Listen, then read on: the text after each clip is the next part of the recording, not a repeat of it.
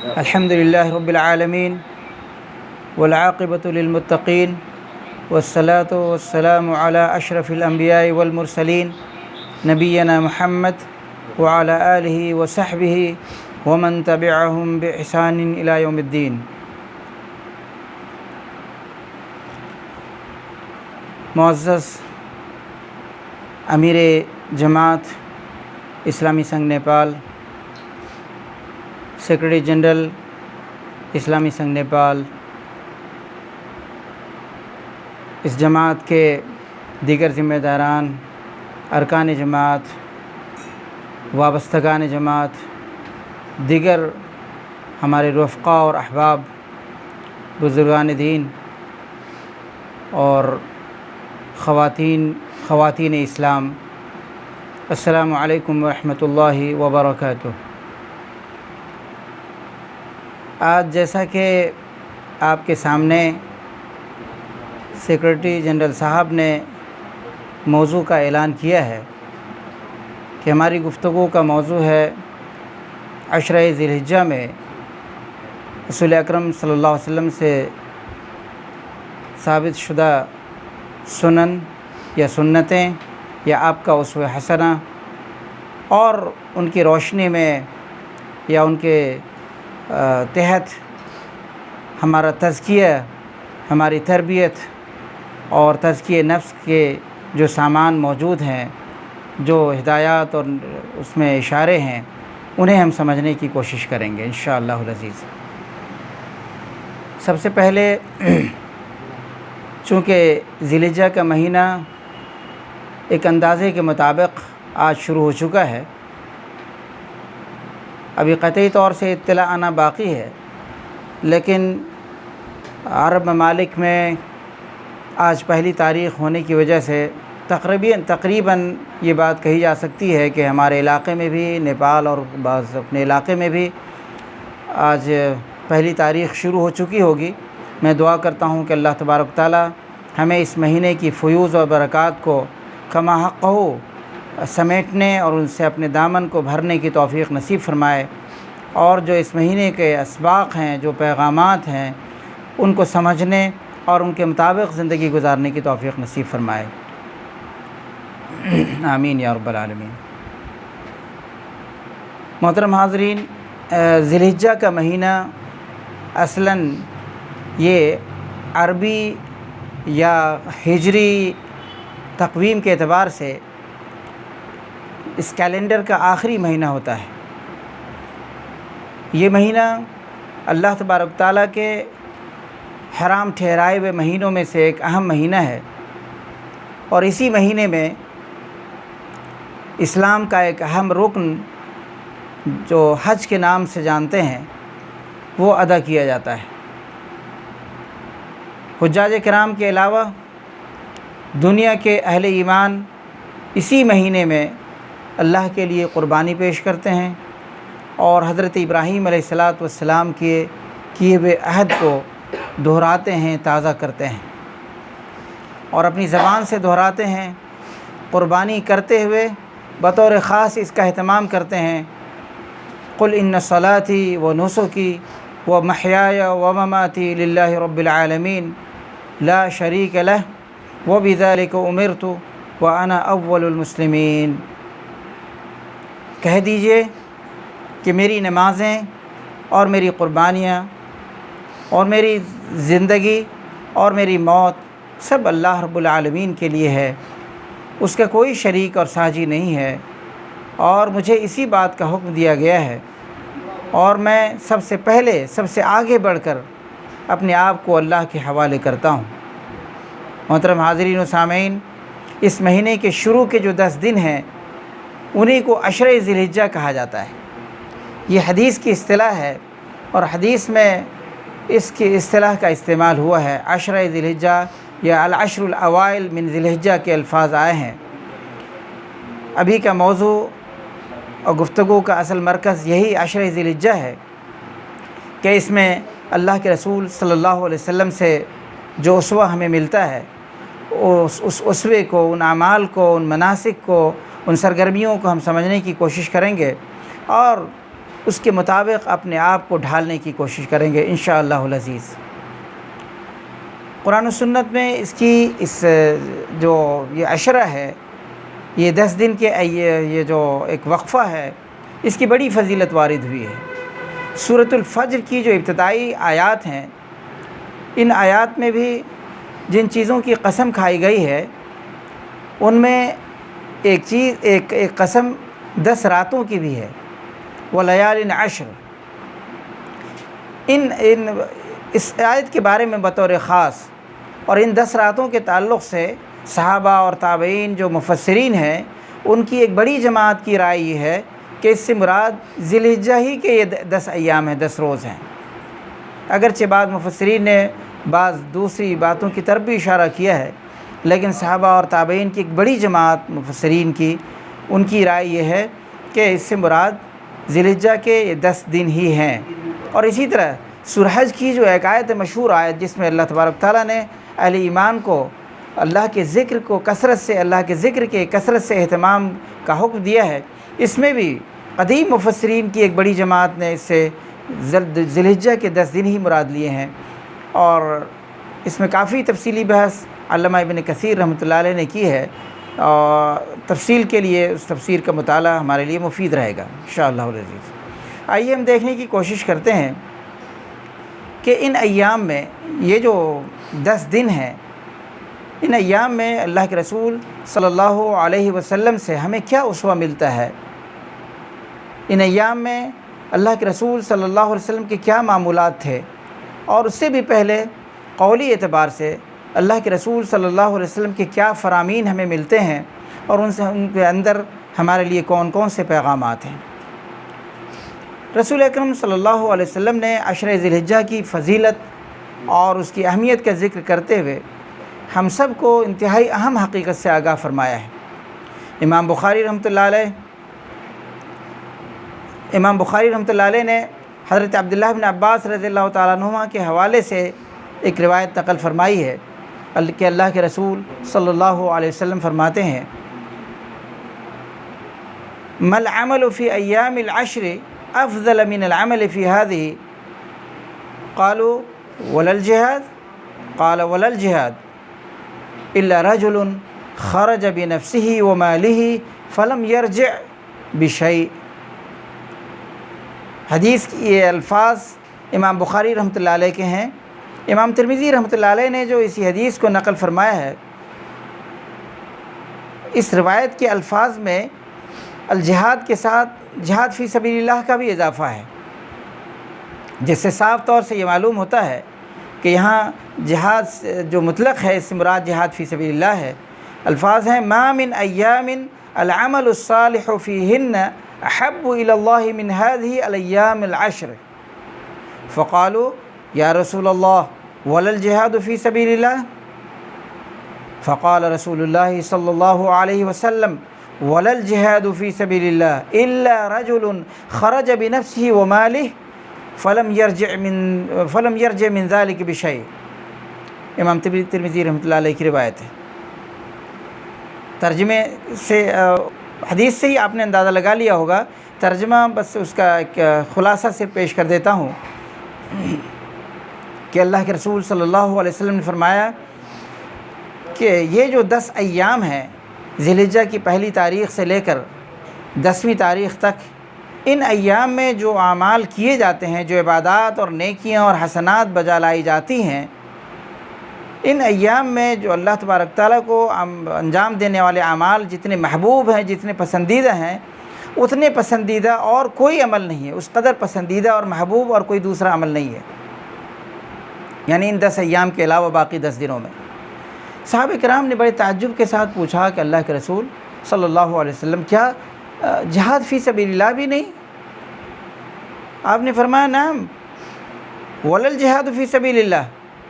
اللہ کے راستے میں جہاد سے بھی زیادہ افضل ہے، لیکن ہاں وہ شخص جو اللہ کے راستے میں جہاد کے لیے نکلے اپنی جان سے اور اپنے مال سے، اور ان میں سے پھر کچھ لوٹ کر نہ آئے، یعنی اللہ کے راستے میں اپنا مال بھی لگا دیا، اپنی دولت بھی لگا دی، اپنی جان بھی لگا دی اور شہید ہو گئے، تو پھر ان کا مقام و مرتبہ اس سے زیادہ بڑا ہے، افضل ہے۔ ورنہ ان تمام میں سب سے افضل انہی 10 ایام میں انجام پانے والی نیکیاں ہیں۔ آپ اس حدیث سے اندازہ لگا سکتے ہیں، بخاری شریف کی حدیث ہے اور امام ترمذی کی روایت کے الفاظ بھی آپ کے سامنے سنائے گئے ہیں، اور یہ حدیث احادیث کے بیشتر مجموع میں آپ کو مل جائے گی۔ اس سے آپ بہت اچھی طرح اندازہ کر سکتے ہیں کہ اللہ کے رسول صلی اللہ علیہ وسلم نے ہمیں جس حقیقت سے آگاہ فرمایا ہے وہ اس بات کا تقاضا کرتا ہے کہ ہم پورے طور سے ان ایام میں حسنات اور نیکیوں کی انجام دہی کے لیے یکسو ہو جائیں۔ اس پہلو سے بڑی کمی اور بڑی کوتاہی ہمارے اندر پائی جاتی ہے، بلکہ بسا اوقات یہ کہنا زیادہ بہتر ہوگا کہ بسا اوقات ہم اس سے غافل رہتے ہیں، بلکہ بہت سارے اہل ایمان کو اور مسلمانوں کو اس تعلق سے معلومات بھی نہیں پہنچ پاتی ہیں کہ ان 10 ایام کی اہمیت کیا ہے۔ حقیقت یہ ہے کہ پہلے عشرے کی پہلی تاریخ سے لے کر 9ویں تاریخ تک اللہ کے رسول صلی اللہ علیہ وسلم نیکیوں کا بطور خاص اہتمام فرمایا کرتے تھے۔ ان نیکیوں میں بہت ساری نیکیاں تھیں جن کا تذکرہ سیرت کی کتابوں میں بہت سارے سیرت نگاروں نے کیا ہے۔ ان تمام نیکیوں میں روزے کا اہتمام خاص طور پر ابھرا ہوا ملے گا۔ اس تعلق سے ایک روایت، مشہور روایت ہے، ام المومنین حضرت ام سلمہ رضی اللہ تعالیٰ عنہ روایت کرتی ہیں، کان رسول اللہ صلی اللہ علیہ وسلم یصوم 9 ذی الحجہ ویوم عاشورہ و3 ایام من کل شہر۔ سنن ابو داؤد کی سند صحیح کے ساتھ روایت ہے، فرماتی ہیں کہ اللہ کے رسول صلی اللہ علیہ وسلم ذی الحجہ کے پہلے عشرے میں 9 دنوں کے روزے کا اہتمام فرماتے تھے، پھر عاشورہ کا بھی، اور ہر مہینے کے 3 روزے کا اہتمام فرماتے تھے۔ اللہ کے رسول صلی اللہ علیہ وسلم کا جو معمول تھا اس سے آپ اندازہ کر سکتے ہیں کہ رسول اکرم صلی اللہ علیہ وسلم نے ذی الحجہ کے پہلے عشرے کو بڑی اہمیت دی ہے، اور اسی اہمیت کی طرف صحابہ کرام کی توجہ مبذول کرائی ہے، اور اپنے قول سے بھی اور اپنے عمل سے بھی اس کا ثبوت فراہم کیا ہے۔ اس سے بخوبی اندازہ لگایا جا سکتا ہے کہ ان دنوں میں دوسری عبادات کے ساتھ ساتھ روزوں کی خصوصیت روزے بہت خصوصیت کی حامل ہیں۔ اس پہلو سے خاص طور پر ہمارے یہاں بڑی کوتاہی پائی جاتی ہے، بلکہ اگر یہ بات کہوں تو زیادہ مناسب ہوگی کہ ہمارے اچھے خاصے حلقے میں، دیندار حلقے میں بھی اس بارے میں بڑی کمی پائی جاتی ہے۔ اولاً تو یہ بات اچھی طرح سے یا تو معلوم نہیں ہوتی، یا موقع سے یہ بھلا دی جاتی ہے، یا پھر اگر معلوم بھی ہوتی تو دوسرے لوگوں تک انہیں ان باتوں کو پہنچانے کی کوشش نہیں کی جاتی، جبکہ اس تعلق سے اتنا واضح پیغام اللہ کے رسول صلی اللہ علیہ وسلم کی اس حدیث میں ہمارے لیے موجود ہے۔ امید ہے کہ اس پہلو سے توجہ دیں گے۔ خاص طور پر روزے کے اہتمام کے تعلق سے جو بات مجھے عرض کرنی ہے، دوران گفتگو ہوئی یہ اطلاع آ گئی ہے امارت شریعہ کی جانب سے کہ ذی الحجہ کی تاریخ کی رویت ہو چکی ہے۔ نیپال مسجد کونسل کی جانب سے بھی اس کی رویت کا اعلان کیا جاتا ہے، اور دعا کرتے ہیں کہ اللہ رب العزت اس مہینے کے فضائل اور اس مہینے کے جو فیوز و برکات ہیں ان سب سے ہم سب کو مستفید فرمائے اور اس کے اہتمام کی توفیق نصیب فرمائے۔ میں یہ عرض کر رہا تھا کہ روزے کے اندر جو اللہ تبارک تعالیٰ نے تزکیے نفس کا پہلو رکھا ہے ان تمام عبادات میں سب سے زیادہ ابھرا ہوا ہے۔ چنانچہ باقی عبادتوں کے تعلق سے بھی اللہ تعالیٰ نے یہ بات فرمائی ہے کہ اس کا مقصد تقویٰ ہے، لیکن جتنے اہتمام کے ساتھ، جتنی وضاحت کے ساتھ، جتنی صراحت کے ساتھ فرضیت کے اعلان کے متصل ہی تقویٰ کا اعلان فرمایا ہے، حصول تقویٰ اور غایت تقویٰ کا، اتنی اہمیت کے ساتھ اور کسی دوسری عبادت میں ہمیں یہ بات نہیں ملتی ہے۔ تو یہاں یہ پہلو بہت ابھرا ہوا ہے کہ نبی اکرم صلی اللہ علیہ وسلم ان دنوں کو بطور خاص اپنے تزکیہ کے لیے، حصول تقویٰ کے لیے مناتے تھے، اس کا اہتمام فرماتے تھے۔ اسی لیے آپ سے روزے کا اہتمام وہ تواتر کے ساتھ ثابت ہے۔ اب آئیے اس سے آگے بڑھ کر ہم اور دوسرے عمل کو لیتے ہیں، دوسرے اسوے کو دیکھنے کی کوشش کرتے ہیں۔ ہمیں ان 10 ایام میں جو اسوہ ملتا ہے اس میں تکبیرات اور تحلیل اور تحمید کے استمرار کا اسوہ ملتا ہے، یعنی ان 10 دنوں میں اور 10 دنوں کے علاوہ بھی باقی جو ایام تشریق ہیں ان میں بھی تکبیرات کا اہتمام، تحلیل کا اہتمام تکبیر کا اہتمام، تحمید کا اہتمام کرنے کا ثبوت خود نبی اکرم صلی اللہ علیہ وسلم سے ہمیں ملتا ہے، اور صحابہ کرام سے بھی، ان کی زندگیوں میں بھی یہ چیز ہمیں نظر آتی ہے۔ مشہور روایت ہے، حضرت عبداللہ بن عباس رضی اللہ تعالیٰ عنہ فرماتے ہیں، رضی اللہ تعالیٰ عنہما فرماتے ہیں کہ دو مشہور صحابہ حضرت عبداللہ بن عمر رضی اللہ تعالیٰ عنہ اور مشہور راوی اور کبار صحابہ میں سے بڑے صحابی حضرت ابو ہریرہ رضی اللہ تعالیٰ عنہما کے بارے میں روایت کرتے ہیں کہ کانا یخرجان الی السوق فی ایام العشر یکبران ویکبران ویکبر الناس بتکبیرہما۔ یہ بخاری شریف کی روایت ہے۔ فرماتے ہیں کہ خود حضرت عبداللہ بن عمر رضی اللہ تعالیٰ عنہ اور حضرت ابو ہریرہ رضی اللہ تعالیٰ عنہ تکبیر کا اہتمام فرماتے تھے، گھروں میں بھی، مسجدوں میں بھی، سڑکوں میں بھی، لیکن بطور خاص آپ بازاروں میں بھی نکل جاتے تھے، محلوں اور بازاروں کے علاقوں میں نکلتے تھے اور بلند آواز میں تکبیر دہراتے رہتے۔ یہ پورے 10 دن کی بات ہے۔ اس تعلق سے میں بات تذکیراً عرض کروں کہ بر صغیر میں خاص طور پر اس بارے میں بڑی کوتاہی پائی جاتی ہے، بلکہ یوں کہوں کہ یہ جہالت ہے، لوگوں کو پتہ نہیں ہے، تو زیادہ بہتر بات ہوگی۔ ہمارے یہاں اپنے ملک نیپال میں بھی اس تعلق سے اتنی غفلت ہے کہ شاید ہمارے علماء اور فضلاء بھی اس کا اہتمام نہیں کرتے۔ ذی الحجہ کی پہلی تاریخ سے، یعنی مغرب کے بعد، چاند کے طلوع ہونے کے بعد ہی سے لے کر اور 10ویں تاریخ اور پھر اس کے بعد ایام تشریق تک صحابہ کرام رضوان اللہ علیہم اجمعین تکبیر کا اہتمام فرماتے تھے۔ چونکہ چاند طلوع ہو چکا ہے، آئیے ایک بار ہم سب مل کر کے تکبیر کا اہتمام کریں۔ اللہ اکبر، اللہ اکبر، لا الہ الا اللہ، اللہ اکبر، اللہ اکبر، وللہ الحمد، اللہم وفقنا لما تحب وترضى۔ ان تکبیرات کے اہتمام کے تعلق سے میں ایک بات اور یہاں پہ یاد دلانا چاہتا ہوں کہ یہ وہ سنت ہے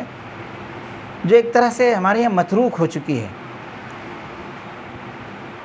خاص طور پر اس پورے بر صغیر میں ہمارے ائمہ مساجد کی یہ ذمہ داری ہے کہ اس بارے میں ان ایام کے آنے سے پہلے، ذی القعدہ کے بالکل آخری ایام کے خطبہ جمعہ میں اپنے مصلیوں کو اس طرف توجہ دلائیں، ان کی تذکیر کریں، انہیں بتائیں کہ وہ اپنے گھروں میں اس کا اہتمام کریں۔ اور تبھی اگر ہمارے ائمہ نے خاص طور پر اس کی طرف توجہ دے دی تو میں سمجھتا ہوں پورے یقین کے ساتھ کہ یہ پیغام بڑے پیمانے پر پھیلے گا اور ہم سب لوگ اس کا اہتمام کر سکیں گے اور اس کے اجر کے مستحق ہو سکیں گے۔ ان تکبیرات کے اہتمام میں ہمارے محدثین نے اور مفسرین نے ایک بڑی اہم حقیقت کی طرف اشارہ کیا ہے۔ تکبیرات کے جو الفاظ ہیں، اس کے اندر جو روحانیت ہے، جو معنویت ہے، اگر شعور کے ساتھ انسان اس کو ادا کرے، اس کی ادائیگی کرے، تو مجھے پورا یقین ہے کہ اس کے اثرات ہمارے دلوں پر مرتب ہوں گے، ہمارے دلوں کا تزکیہ ہوگا، اس سے ذہن و دماغ کو پاکیزگی حاصل ہوگی، بلندی حاصل ہوگی۔ ان میں بطور خاص 3 چیزیں ہیں۔ ایک تکبیر ہے اللہ اکبر، اور ایک تحلیل ہے لا الہ الا اللہ، اور پھر اس کے بعد حمد ہے اللہ تبارک تعالیٰ کی۔ یہ تینوں کلمات اپنے اندر بڑی جامعیت رکھتے ہیں، بڑی معنویت رکھتے ہیں۔ ہم سب سے پہلے اللہ کی کبریائی کا اعلان کرتے ہیں، کوئی بڑا نہیں ہے سوائے اللہ کے، کوئی برتر نہیں ہے سوائے اللہ کے، اللہ کے کوئی ساجی و شریک نہیں ہے۔ یہ دوسرا اعلان ہے جو اس میں ہم دہراتے ہیں اور بار بار دہراتے ہیں، لا الہ الا اللہ، کوئی اللہ نہیں ہے، کوئی الہ نہیں ہے سوائے اللہ کے، کوئی حاکم نہیں ہے، کوئی معبود نہیں ہے، کوئی خالق و رازق نہیں ہے، کوئی ناصر و مولا نہیں ہے سوائے اللہ کے۔ آپ ذرا تصور کیجئے ہم کیا کہہ رہے ہوتے ہیں۔ اللہ کی حاکمیت کا اعلان، اللہ کی حاکمیت، اللہ کی الوہیت کا اعلان، اللہ کی ربوبیت کا اعلان، اللہ کی کبریائی کا اعلان، یہ ہم دہراتے ہیں، لیکن ہماری ناسمجھی کی وجہ سے، نادانی کی وجہ سے، لا علمی کی وجہ سے وہ اثرات ہمارے قلوب پر، ہمارے ذہن و دماغ پر مرتب نہیں ہوتے جو مطلوب ہے۔ یہاں بھی میں اپنے ائمہ کرام کو خاص طور پر اس طرف توجہ دلاؤں گا، اور دعات کو بھی، کہ اپنے مسلموں کو خبر کریں۔ آج کے حالات میں بھی امت مسلمہ کی بہت بڑی تعداد مسجدوں سے وابستہ ہے، اور جب نارمل حالات ہوتے ہیں لاک ڈاؤن کی وجہ سے، تو ظاہر ہے کہ آبادی مسجدوں میں اس وقت کمی ہے، تعداد کمی ہوتی ہے، لیکن عمومی دنوں میں میں پورے وثوق کے ساتھ کہتا ہوں کہ مسلمانوں میں سے کوئی بھی شخص، خواہ وہ کتنا ہی دین سے غافل ہو، جمعہ کی نماز ادا کرنا اپنے لیے فرض سمجھتا ہے، لازم اور ضروری سمجھتا ہے، اور جمعہ کے خطبے میں حاضر ہوتا ہے۔ میرے قابل احترام ائمہ کرام، یہ آپ کی دینی ذمہ داری ہے، یہ آپ کی اسلامی ذمہ داری ہے کہ آپ مسلمانوں کو ان چیزوں سے باخبر کریں، ان کے نفوس کے تزکیے کا انتظام کریں، اس طرف انہیں توجہ دلائیں۔ اور یہ بات یاد رکھیے کہ آپ نے جمعہ کے خطبے سے، منبر رسول سے یا اس کی شاخ سے کچھ باتیں اور کچھ نصیحتیں اور کچھ تذکیر عام مسلیوں کے لیے کریں گے، تو اس مقام کا، اس دن کا اور امام کا جو رتبہ و مقام ہوتا ہے، جو ان کی محبت ہوتی ہے عوام کے دلوں میں، اس کے اثرات ان چیزوں کی وجہ سے ان کے دل و دماغ پر پڑیں گے، اور ان کے اندر تبدیلی آئے گی، اور وہ اپنے آپ کو اس کی روشنی میں ڈھال سکیں گے، ان کے دل و دماغ کا تزکیہ ہو سکے گا، ان کی تربیت ہو سکے گی، اور وہ بھی اللہ کے محبوب بندے شامل ہوں گے، محبوب بندے بن سکیں گے۔ یہ چیز میں نے آپ کے سامنے رکھی ہے، بطور خاص اسوہ رسول کی روشنی میں رکھی ہے کہ ان کا اہتمام ہمیں کرنا چاہیے، اور اس طرف توجہ بھی دینی چاہیے۔ اب آئیے اس سے بڑھ کر ایک اور چیز ہم دیکھنے کی کوشش کرتے ہیں جو بہت ہی اہم ہے۔ یہ تیسرا اسوہ ہے جو رسول اکرم صلی اللہ علیہ وسلم کی زندگی سے ہمیں ملتا ہے، آپ کے قول سے بھی، آپ کے فرامین سے بھی، اور آپ کے اعمال سے بھی۔ عشر ذی الحجہ میں انہی 10 دنوں کے دوران ایک دن ایسا ہے جس کی فضیلت قرآن سے بھی ثابت ہے، جس کی فضیلت اللہ کے رسول صلی اللہ علیہ وسلم کے عمل سے بھی ثابت ہے، اور تواتر سے اس کا ثبوت ملتا ہے۔ مناسک حج میں وہ دن یوم عرفہ کا دن ہے۔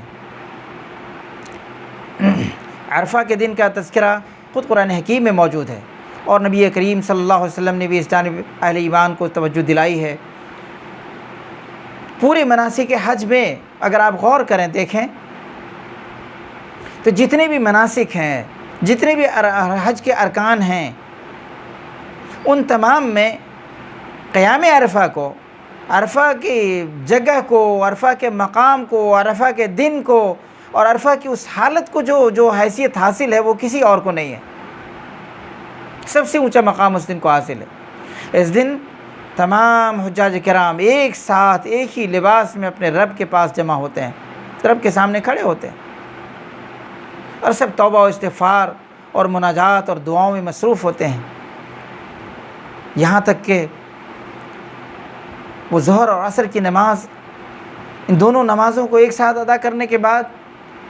ذکر و اذکار اور دعاؤں میں لگ جاتے ہیں، اور سورج غروب ہونے تک ذکر و اذکار میں مصروف ہوتے ہیں، توبہ و استغفار کرتے ہیں، گریہ وزاری کرتے ہیں، اللہ سے مغفرت طلب کرتے ہیں، روتے ہیں، گڑ گڑاتے ہیں، اپنے گناہوں کو یاد کرتے ہیں، اور اپنی ذمہ داریوں کی ادائیگی میں جو کوتاہیاں ہوئی ہیں انہیں یاد کرتے ہیں، اور اللہ سے مغفرت طلب کرتے ہیں، اور آئندہ کے لیے اس خالص اسلامی زندگی گزارنے کا عہد کرتے ہیں۔ بہت ہی مبارکباد، بہت ہی قابل تعریف وہ دن ہے، وہ گھڑیاں ہیں، وہ لمحات ہیں جو یوم عرفہ میں گزرتے ہیں۔ اللہ تبارک تعالیٰ کی یہ ادا، اپنے مہمانوں کی، حجاج کرام کی یہ ادا بڑی پیاری لگتی ہے۔ اسی اہمیت کی بنیاد پر اللہ کے رسول صلی اللہ علیہ وسلم نے فرمایا تھا، الحج عرفہ ایھا المسلمون، الحج عرفہ، اے لوگو حج تو سمجھو کہ یہ بس عرفہ ہی ہے، یوں سمجھو کہ عرفہ ہی کل حج ہے۔ حالانکہ حج کے تو سارے ارکان ہیں، ان میں سے کوئی رکن چھوٹ جائے تو ظاہر حج ادا نہیں ہوگا، لیکن اہمیت کی وجہ سے اللہ کے رسول صلی اللہ علیہ وسلم نے اسی انداز میں بیان فرمایا تاکہ لوگ اس کو وہ اہمیت دیں جو مطلوب ہے اور جو اس کا حق ہے۔ صحیح بخاری شریف کی ایک طویل روایت ہے، اس میں یوم عرفہ کے روزے کے تعلق سے جب اللہ کے رسول صلی اللہ علیہ وسلم سے پوچھا گیا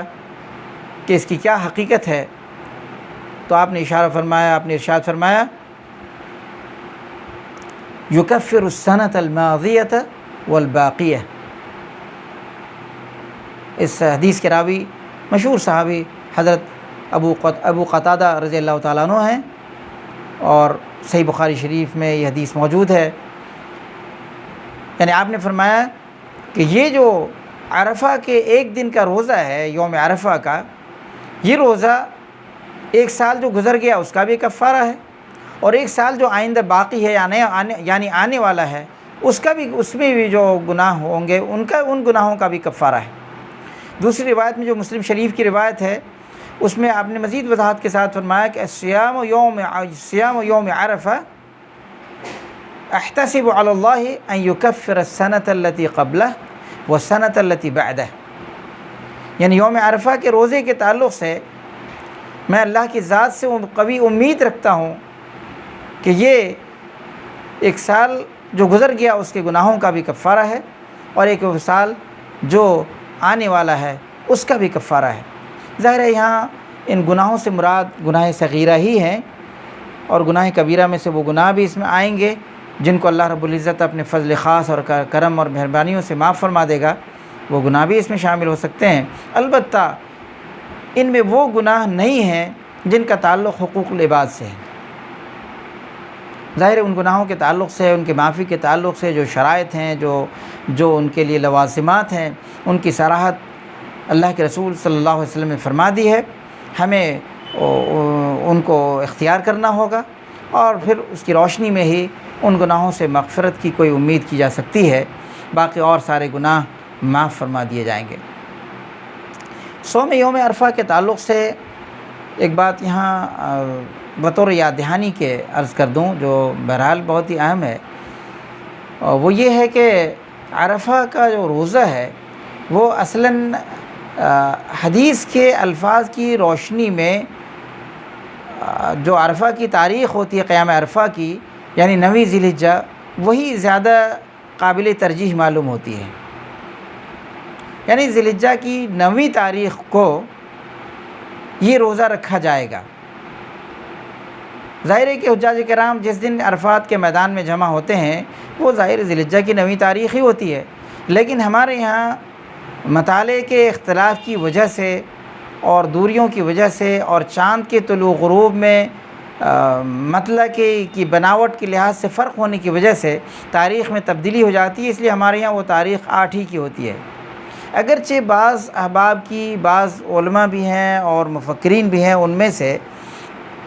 کچھ لوگوں کی رائے ہے محققین کی کہ ہمیں اسی دن روزہ رکھنا چاہیے جس دن عرفات کے میدان میں حجاج کرام جمع ہوتے ہیں،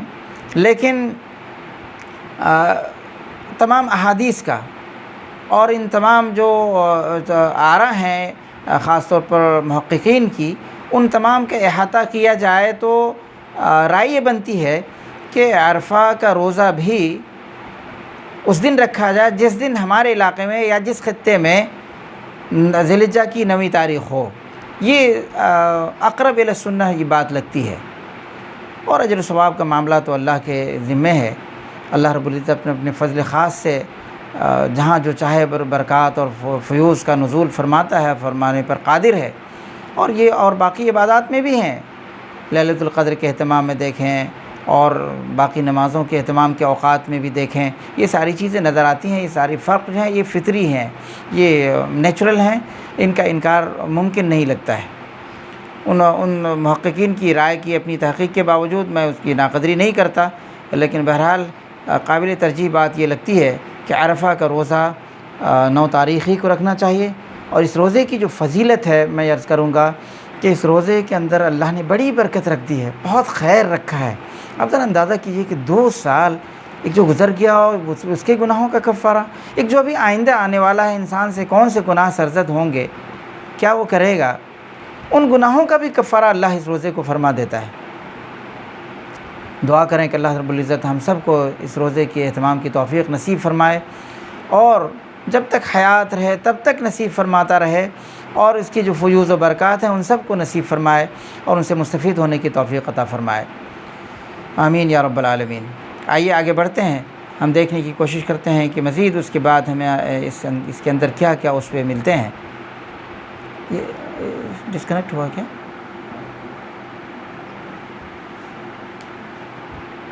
کیوں ایسا ہوا؟ ہاں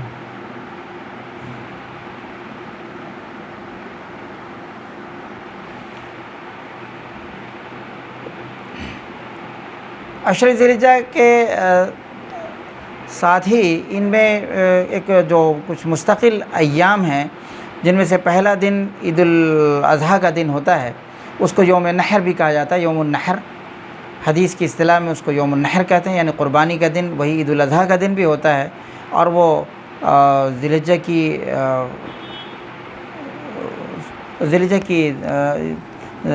10ویں تاریخ ہوتی ہے یوم النحر۔ وہ عشر ذی الحجہ میں شامل ہے، اور عشرے کا آخری دن ہوتا ہے۔ اس دن بطور خاص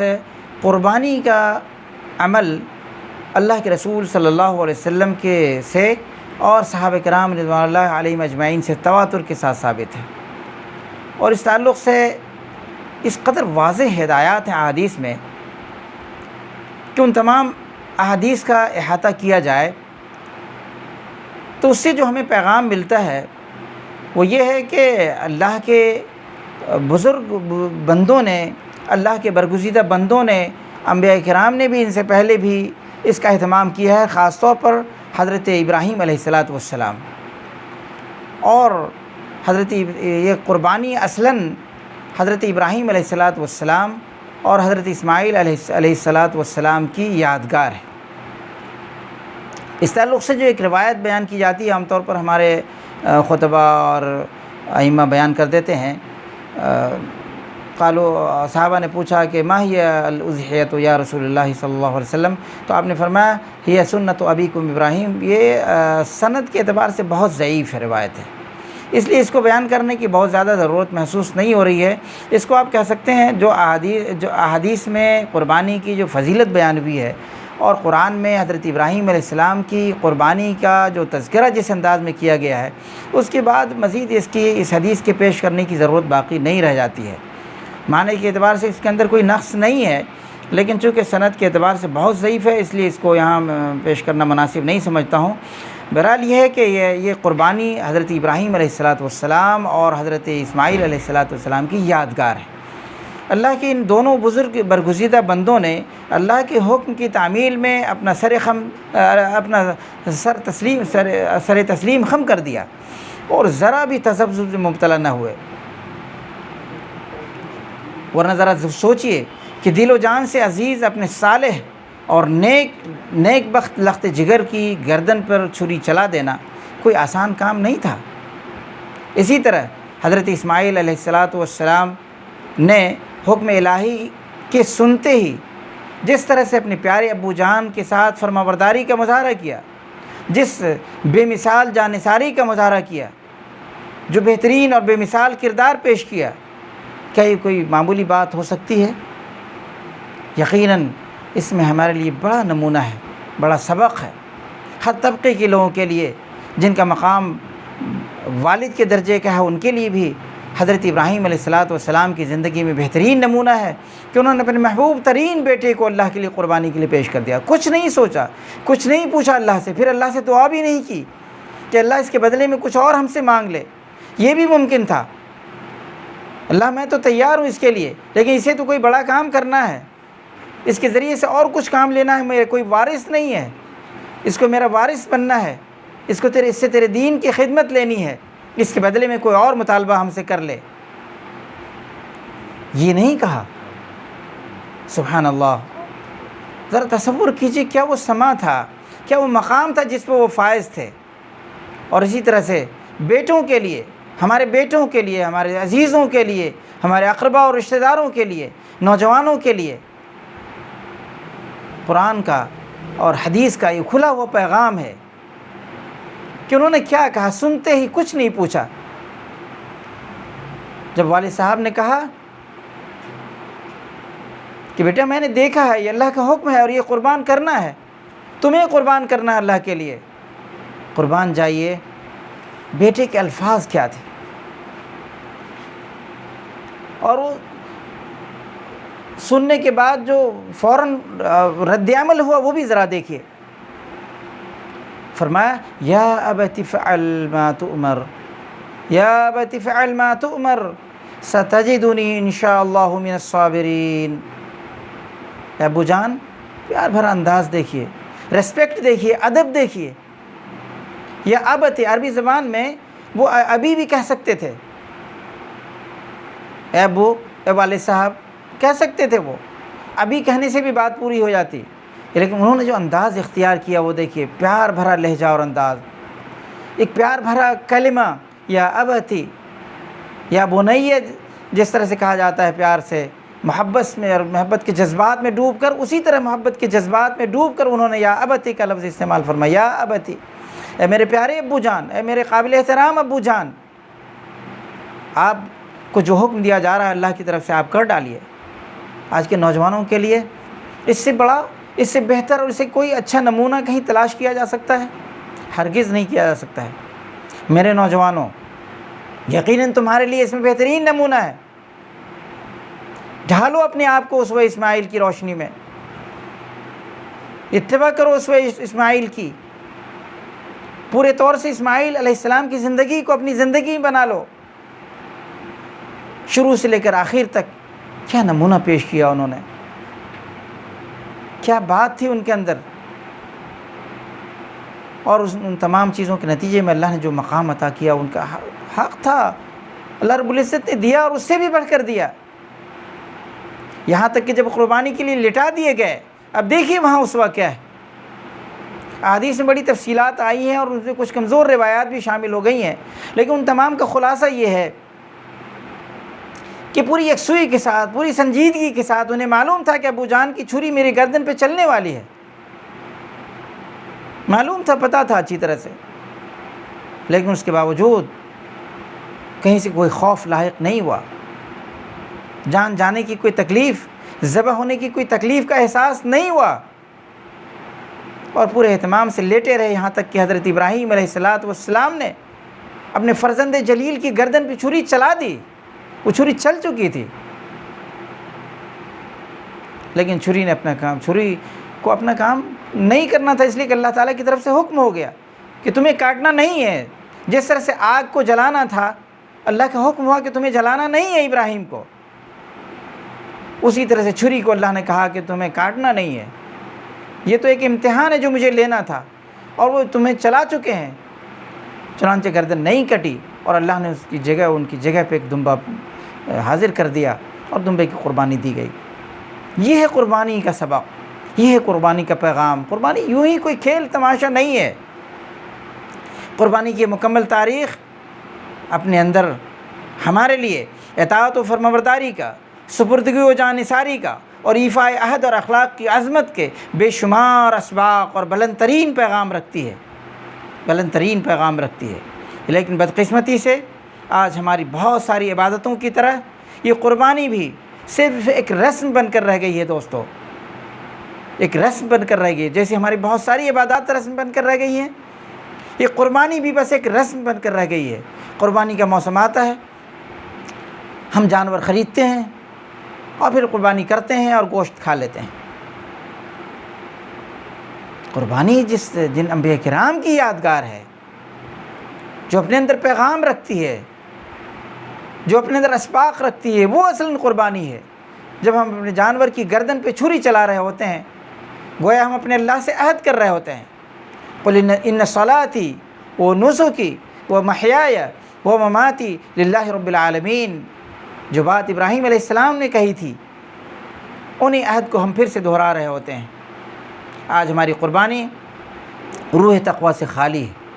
ایک بے جان ڈھانچہ ہے، اور اس سے زیادہ اس کی کوئی حیثیت نہیں رہ گئی ہے۔ یقیناً ہماری یہ حالت قابل رحم ہے، قابل توجہ ہے،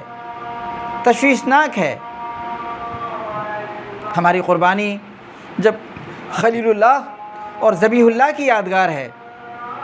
تو اس جذبے سے خالی ہونے کے بعد اس کی کوئی معنویت کیوں کر باقی رہ سکتی ہے؟ اس کے مثبت اثرات کیسے ہماری زندگیوں میں مرتب ہو سکتے ہیں؟ ذرا غور کریں۔ حقیقت یہ ہے کہ اللہ کو یہ عمل اس قدر پسند ہے کہ اس کے بارے میں رسول اکرم صلی اللہ علیہ وسلم فرماتے ہیں کہ قربانی کے دن اللہ تعالیٰ کو اپنے بندوں کی جانب سے قربانی سے بڑھ کر کوئی عمل پسند نہیں ہے۔ امام ترمذی کی روایت ہے، قربانی کے دن اللہ تعالیٰ کو اپنے بندوں کی جانب سے قربانی سے ہٹ کر کوئی اور دوسرا عمل پسند ہی نہیں ہے۔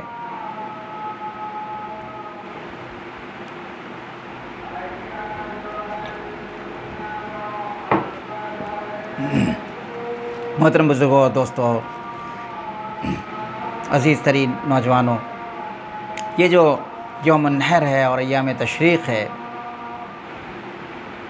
اور یہ جو عشر ذی الحجہ ہے، یہ سب انتہائی اہم ایام ہیں، اہم دن ہیں۔ اس پہلو سے ہمارے اندر بڑی کوتاہی پائی جاتی ہے، معلومات کی کمی بھی ہوتی ہے جس کی وجہ سے کوتاہی ہوتی ہے، اور بعض دفعہ معلومات ہوتی بھی ہیں تو ہم جان بوجھ کر اسے ٹال جاتے ہیں، لیکن بڑی بدقسمتی کی بات ہے یہ، اور جو لوگ اس کا اہتمام کرتے ہیں وہ سعادت مند ہیں۔ اللہ تعالی ہم سب لوگوں کو اس کی ادائیگی کی توفیق نصیب فرمائے۔ قربانی کے تعلق سے ایک بات اور یہاں پہ عرض کر دینا مناسب معلوم ہوتا ہے کہ یوم النحر اور ایام تشریق یہ سب کے سب قربانی کے دن ہیں۔ اس کے بارے میں اللہ کے رسول صلی اللہ علیہ وسلم نے فرمایا کہ ایام التشریق ایام الاضحیہ، اور دوسری روایت کے الفاظ میں ایام الاکل والشرب۔ اسی بنیاد پر پورا ایام تشریق کو، یہ پورے ایام تشریق کو جو 10ویں کے بعد یعنی 11ویں، 12ویں اور 13ویں ہے، ان پورے ایام تشریق کو قربانی کے لیے بھی، قربانی کے ایام بھی بہت سارے مفسرین اور محدثین نے اور علماء نے اس کو قرار دیا ہے۔ بعض ائمہ کے نزدیک قربانی کا ایام صرف 3 ہی دن ہیں، یعنی یوم النحر 10ویں تاریخ اور اس کے علاوہ 11 اور 12، اور بعض دوسرے محدثین نے اور ائمہ نے 10، 11، 12 اور 13 کو اسی حدیث کی روشنی میں یوم النحر بھی قرار دیا، ایام النحر قرار دیا۔ ان ایام میں بھی قربانی کر سکتے ہیں،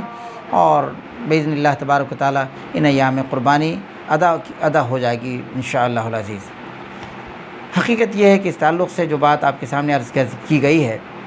قربانی اسی جذبے کے ساتھ ہمیں کرنا چاہیے، ٹھیک وہی جذبہ اپنے اندر پیدا کرنے کی کوشش کریں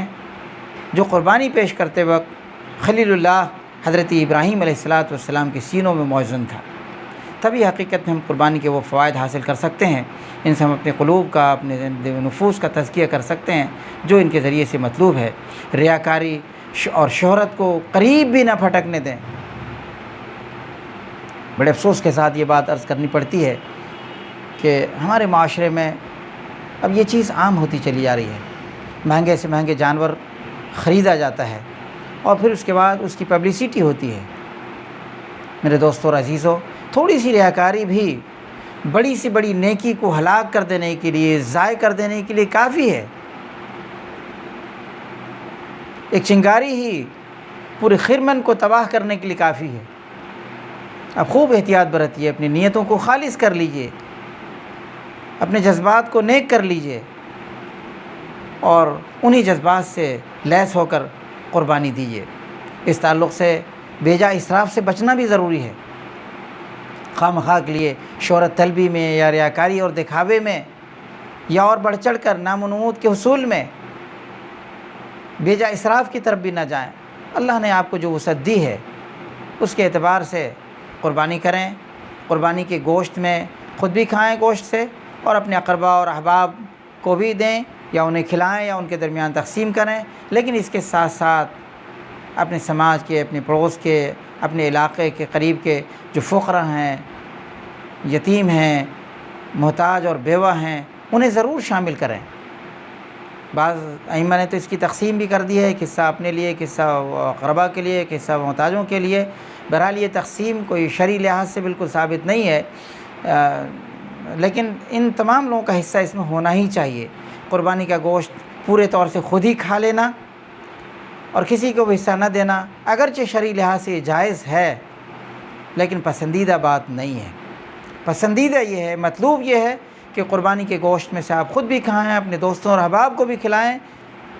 اور یتیموں، مسکینوں، بیواؤں، غریبوں اور محتاجوں کو ضرور دیں، انہیں محروم نہ کریں۔ اللہ تعالیٰ نے اہل ایمان کی خوبیوں میں سے مسکینوں کو کھلانا، محتاجوں کو دینا، قیدیوں کو کھلانا، ضرورت مندوں تک کھانا پہنچانا، یہ اہل ایمان کی خوبی بتائی اللہ تبارک تعالیٰ نے۔ اللہ تعالیٰ کا ارشاد ہے وَيُطْعِمُونَ الطَّعَامَ عَلَىٰ حُبِّهِ مِسْكِينًا وَيَتِيمًا وَأَسِيرًا،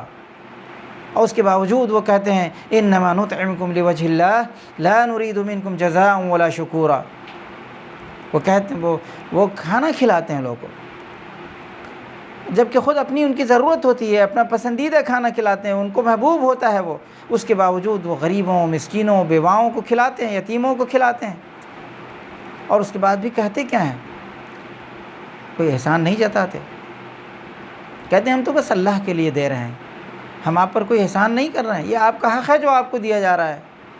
یہ اللہ کی طرف سے ہے آپ کا حق، اور آپ تک یہ پہنچ رہا ہے۔ لا نريد منکم جزاء ولا شکورا، ہم تو آپ کی طرف سے نہ کوئی بدلہ چاہتے ہیں نہ شکریہ چاہتے ہیں۔ یہ جذبہ ہم سب کو اپنے اندر پیدا کرنی چاہیے۔ اور دوسری جگہ فرمایا وَيُؤْثِرُونَ عَلَىٰ أَنفُسِهِمْ وَلَوْ كَانَ بِهِمْ خَصَاصَةٌ، یہ مال غنیمت کے تقسیم کے سلسلے میں یہ آیت ہے، لیکن اس کو عموم پر محمول کرتے ہوئے کہا جا سکتا ہے کہ اپنی ضرورت کے باوجود ضرورت مندوں کا خیال رکھتے ہیں اور انہیں دیتے ہیں، اور ان کے اوپر قربانی پیش کرتے ہیں۔ اسی طرح سے قیامت کے دن جب جہنمیوں سے پوچھا جائے گا کہ تمہیں کس چیز نے جہنم میں ڈال دیا، کیوں تم جہنم میں آ گئے، کیا وجہ تھی، کیا کمی اور کوتاہی ہے، کیا گناہ تم سے سرزد ہو گیا تھا، تو وہ کہیں گے لم نک من المصلین ولم نک نطعم المسکین، ایک حق اللہ کا اور دوسرا حق اللہ کے بندوں کا، دو ہی کا تذکرہ وہاں پہ۔ اور اس کے بعد ایک تیسرا بھی وَلَمْ كُنَّا نَخُوضُ مَعَ الْخَائِضِينَ بھی ہے، یعنی مذاق اڑاتے تھے اور دین کا مذاق اڑاتے تھے۔ بہرحال اہل ایمان کو تکلیف دینے سے وہ بات متعلق ہے، لیکن دونوں امور پر اپنی توجہ مرکوز کیجیے کہ وہ پہلی بات کہیں گے کہ ہم نماز نہیں پڑھتے تھے، یعنی اللہ کے حقوق کی ادائیگی میں کوتاہی کرتے تھے، اور دوسرا حق جس کا تذکرہ ہے اتنی ہی اہمیت کے ساتھ وہ ہے وَلَمْ نَكُ نُطْعِمُ الْمِسْكِينَ، ہم کھانا نہیں کھلاتے تھے مسکینوں کو۔ وہ ایک سمبل ہے، یہ ترجیح اور کا، ایثار کا، قربانی کا، کہ ہم ان کا خیال نہیں رکھتے تھے، ان کی رعایت نہیں کرتے تھے۔ یہ تمام مواقع پر ان کا خیال رکھنا چاہیے۔ خدمت خلق کا یہ کام بہت ہی عظیم کاموں میں سے ہے، اللہ کے بندوں کی پہچان ہے اور کامیابی کی بہت بڑی دلیل ہے، بہت بڑا زینہ ہے۔ اور یہاں بطور خاص قربانی کے سیاق میں عرض کروں گا کہ اپنی قربانی کے جانور کے گوشت کا ایک حصہ ضرور ان کو دیں، انہیں کھلا بھی سکتے ہیں اور ان کے درمیان تقسیم بھی کر سکتے ہیں۔ بے شک ان آیات میں ہمارے لیے بڑے واضح ہدایات ہیں جن سے صرف نظر کرنا ہماری دنیاوی ذلت کا بھی سبب بن سکتا ہے اور اخروی ناکامی کی بھی موجب ہے۔ اس تعلق سے ایک بات اور یاد دلا دوں، چونکہ صحیح حدیث میں تذکرہ موجود ہے، صرف تذکیراً عرض ہے کہ ان 10 دنوں میں جو لوگ قربانی دینا چاہیں ان کے لیے تاکید آئی ہے حدیث میں کہ وہ اپنے بال اور نہ کٹوائیں اور ناخن نہ ترشوائیں۔ اس بارے میں بھی تھوڑی سی لا علمی کی وجہ سے یا غفلت کی وجہ سے لاپرواہی ہو رہی ہے، چونکہ مسلم شریف کی حدیث ہے اور مسلم شریف کے الفاظ دیکھیں تو آپ کو حیرت ہوگی کہ مسلم شریف کے الفاظ میں تاکید کا لفظ ہے۔ آپ نے فرمایا، حضرت ام المومنین ام سلمہ رضی اللہ تعالیٰ عنہ راوی ہیں، فرماتی ہیں کہ اللہ کے رسول صلی اللہ علیہ وسلم نے فرمایا اذا دخل العشر وعنده اضحیہ یرید ان یضحی فلا یأخذن شعرا ولا یقلمن ظفرا۔ اب دیکھیے دونوں جگہ تاکید کا لفظ ہے۔ بعض دفعہ 10 دنوں میں چہرے میں کچھ بال داڑھی کے کچھ زیادہ پھیل گئے یا مونچھوں کی اس میں اضافہ ہو گیا اس کی جسامت میں، یا اور بال زیادہ بڑھ گئے تو لاپرواہی میں لوگ اس کو کٹوا لیتے ہیں۔ حدیث میں جس انداز میں اللہ کے رسول صلی اللہ علیہ وسلم نے حکم دیا ہے اس کا تقاضا یہ ہے کہ اگر آپ اس کو واجب نہیں بھی سمجھتے ہیں تو خوش دلی کے ساتھ اس کی اتباع کریں۔ چہرے کی جو ہماری حالت ہوگی 10 دنوں میں ان کے بالوں کے بڑھ جانے کی وجہ سے، وہ اللہ تو خوب جانتا ہے، اور اللہ کو جب عزیز ہے، اللہ کے رسول صلی اللہ علیہ وسلم کو جب پسند ہے تو پھر ہمیں اس میں کیا سوچنا ہے، ہمیں کیا پریشانی ہے اس میں؟ ہماری وہی شکل اللہ کو محبوب ہے، جو بظاہر پریشان حالی کی طرح سے ہمیں دکھتی ہے 8ویں 10ویں دن میں۔ عام طور پر لوگ جو اس کے عادی ہوتے ہیں شیونگ کے، میں تو ان سے گزارش کروں گا کہ کم از کم اس سے سبق لیں اور انہی دنوں میں عادی ہو جائیں کہ اب آپ سنت رسول پہ پورے طور پر پوری زندگی میں عمل کرنا شروع کریں گے انشاءاللہ تعالی۔ حدیث کے جو الفاظ ہیں میں نے اس کو آپ کے سامنے پڑھا ہے، اس کا ترجمہ یہ ہے کہ جب یہ عشرہ داخل ہو جائے، یعنی ذی الحجہ کا پہلا عشرہ جس میں آج ہم لوگ جا چکے ہیں ابھی مغرب سے، یہ عشرہ جب داخل ہو جائے اور ان کے پاس قربانی کا جانور ہو، یعنی وہ قربانی کی نیت کر چکا ہو کہ مجھے قربانی کرنی ہے یا میرے نام سے قربانی ہے، تو ایسے لوگوں کو چاہیے لَيَأْخُذَنَّ شَعْرًا، ہرگز وہ بال نہ کٹوائے، نہ ترشوائے، نہ مڈوائے، کہیں کا بال، چہرے کا یا سر کا۔ اور بھی جسم کے حصے کے بارے میں بھی بعض محدثین نے لکھا ہے کہ جن بالوں کا کاٹنا یا اکھاڑنا سنت ہے، ان بالوں پر بھی کی طرف بھی اشارہ ہے، کہیں کے بال نہ کٹوائے۔ وَلَا يَقْلِمَنَّ ظُفَرًا، اور ناخن بھی نہ کٹوائے۔